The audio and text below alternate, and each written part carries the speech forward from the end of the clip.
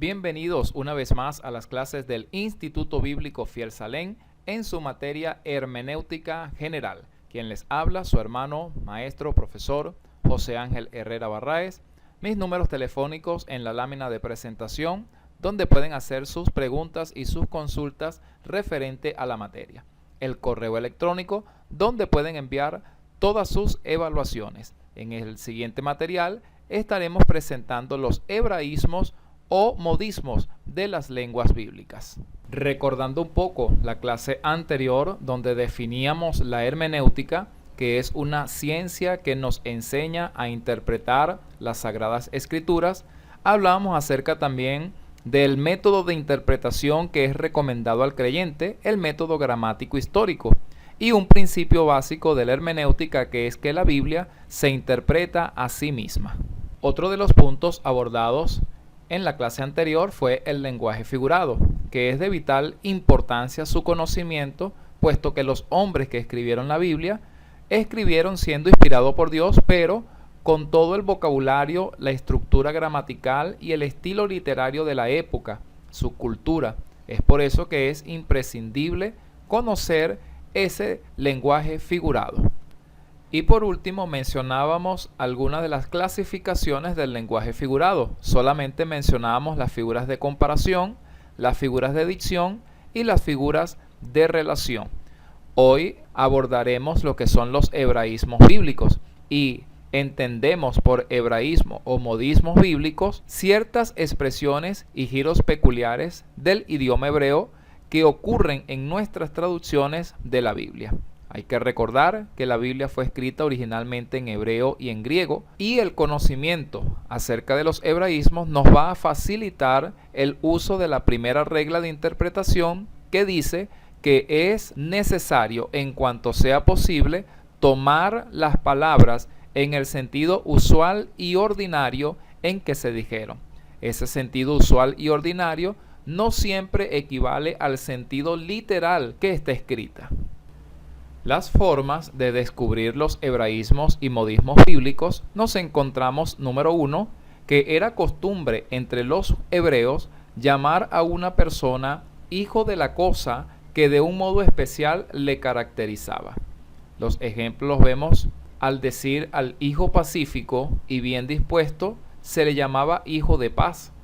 Al hijo iluminado y entendido, hijo de luz.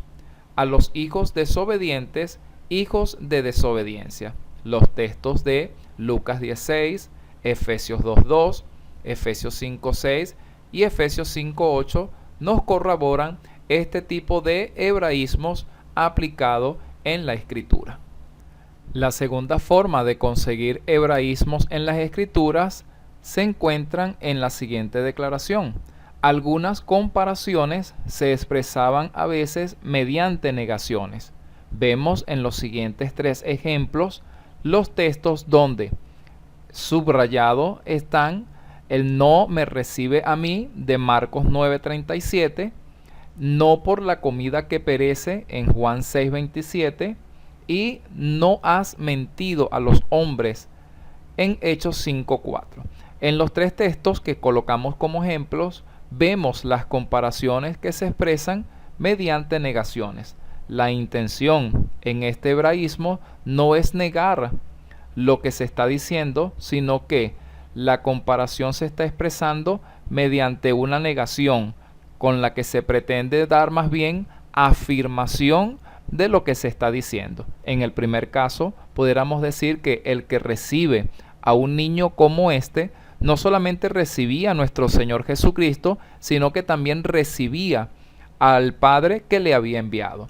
En Juan capítulo 6:27, la intención era no que no se debía trabajar por la comida que perece, sino más bien que se debía trabajar por esa, pero también por la comida que a vida eterna permanece. Y en el texto de Hechos 5:4, en donde se expresa la venta de la casa por Ananías y Zafira y la expresión de no has mentido a los hombres, realmente también estaba mintiendo a los hombres, pero también estaba mintiéndole a Dios. O sea, la intención en este hebraísmo es hacer una comparación pero expresándola mediante una negación, con la intención más bien de colocar una mayor profundidad en la afirmación que se está haciendo. La tercera forma de conseguirnos los hebraísmos en las escrituras nos encontramos, por ejemplo, que a veces los hebreos, a pesar de referirse tan solo a una persona o cosa, mencionaban varias para indicar su existencia y su relación con la persona o cosa a que se refería. El ejemplo lo tenemos en Mateo 24. Cuando Jesús salió del templo y se iba, se acercaron sus discípulos para mostrarle los edificios del templo. Hay que comparar con Marcos capítulo 13, versículo 1. En este texto solamente vemos que los discípulos quisieron mostrarle los edificios. Está en plural, siendo que era solo un solo templo. En Mateo 26, 8 también dice que al ver esto, los discípulos se enojaron diciendo, ¿para qué este desperdicio? Por supuesto que al compararlo con Juan capítulo 12, versículo 4, resulta que, aunque el escritor de Mateo dice que los discípulos, realmente Juan nos explica y nos especifica que solamente fue Judas el que, abriendo su boca, comenzó a decir para qué este desperdicio. Igualmente en Lucas capítulo 23, versículo 36, nos habla de que los soldados también le escarnecían, acercándose y presentándole vinagre. Por supuesto, hay que compararlo con Mateo capítulo 27, versículo 48, donde no nos dice que fueron muchos, sino que fue un soldado que, tomando el hisopo, se lo acercó al maestro impregnado o lleno de vinagre. En este tipo de hebraísmo lo que podemos decir es que lo que se pretendía es mostrar la existencia de la cosa, la existencia de lo que se está diciendo, expresándolo de formas plurales. La siguiente forma de expresar los hebraísmos bíblicos es muy común, pues los hebreos usaban con frecuencia el nombre de los padres para denotar sus descendientes. El ejemplo lo tenemos en que muchas veces se usa el nombre de Jacob o Israel para denotar a los israelitas, es decir, los descendientes de Israel. En el Salmo 14:7 dice: «Oh, que de Sión saliera la salvación de Israel. Cuando Jehová hiciere volver a los cautivos de su pueblo, se gozará Jacob y se alegrará Israel». Recordemos también que a Jacob, en la lucha con el ángel en Peniel, le fue cambiado su nombre de Jacob a Israel. De allí a que el pueblo de Jacob, los descendientes de Jacob, sean también llamados israelitas por el cambio del nombre hecho a Jacob, de Jacob a Israel. Otra forma de expresar los hebraísmos lo vemos con la palabra hijo, que se usa a veces como casi en todos los idiomas para designar un descendiente más o menos lejano. Como ejemplo de esto tenemos expresiones como que los sacerdotes se llamaban hijos de Leví. A Mefiboset se le llamó hijo de Saúl, aunque en realidad era su nieto. Teniendo presente tales hebraísmos, desaparecen algunas contradicciones aparentes.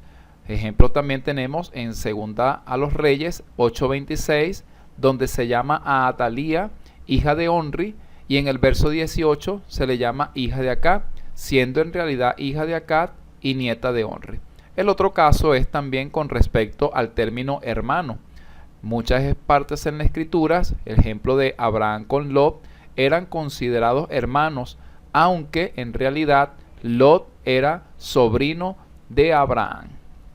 Teniendo presente muchos elementos de la cultura hebrea y también de la cultura griega en las escrituras, debemos considerar los hebraísmos de vital importancia para la mejor interpretación de las escrituras.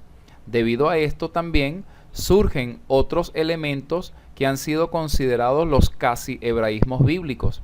Para nadie es un secreto que el uso de los números en la Biblia es de vital importancia, pues tienen un gran secreto y un gran misterio en las Sagradas Escrituras. También el uso de palabras simbólicas, muchas de ellas expresando acciones solamente por una palabra. También la idea de que hay animales que representan a personas, pueblos, imperios, por las características propias que se asemejan. En esta última idea podemos ver que cuando Dios muestra la visión a Daniel acerca de los imperios, las asemeja con ciertos animales, animales como el leopardo, como alas de águila. Eso representan la velocidad, fuerza de esos imperios. Teniendo presente todos estos hebraísmos y casi hebraísmos que tenemos en las Escrituras, es donde el creyente que quiere interpretar correctamente las Sagradas Escrituras debe familiarizarse con todas estas expresiones.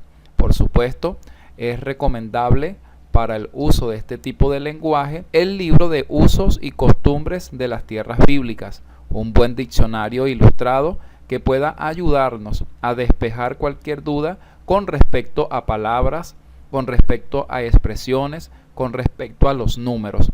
Para la evaluación del siguiente material voy a solicitar solamente 3 aspectos. Número 1, de las formas de hebraísmos descritos en la clase, realizar un ejemplo de cada uno con base en un texto de la Escritura. Punto número 2, describir 2 números con sus significados bíblicamente. Argumente su respuesta. Y número 3, describir 2 animales que representen o ejemplifiquen para el creyente. Por ejemplo, Jesús en algunas oportunidades nos compara con ovejas, nos compara y nos dice que debemos ser prudentes como serpientes y mansos como palomas.